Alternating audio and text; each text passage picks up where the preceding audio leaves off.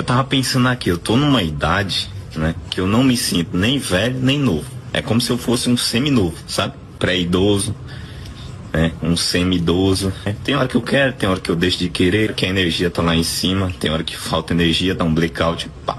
É tipo aquela, eu tô velho demais pra ser novo e novo demais pra ser velho. Todo dia um combo. Eu acordo e fico pensando, tenho ali as vontades de adolescente, né?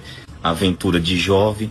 Só que aí eu tenho o quê? As dívidas de adulto, as dores de idoso e por fim tem a preocupação e o desespero de não conseguir lidar com nenhuma dessas sensações. Tem dia que a gente acorda com o quê? Com espírito de Dora aventureira, né? Você fala, não, hoje eu vou desbravar o mundo. Aí você senta, toma um café, lê uma notícia ruim e para e fala, não, melhor ficar fazendo cosplay dublê de dono de sítio mesmo, ficar aqui caseiro mesmo. Tem dia que você fala, ó, tô igual vinho, quanto mais velho melhor. No outro você já tá, não tô igual ginkgo energético, é só caganeiro e dor de barriga.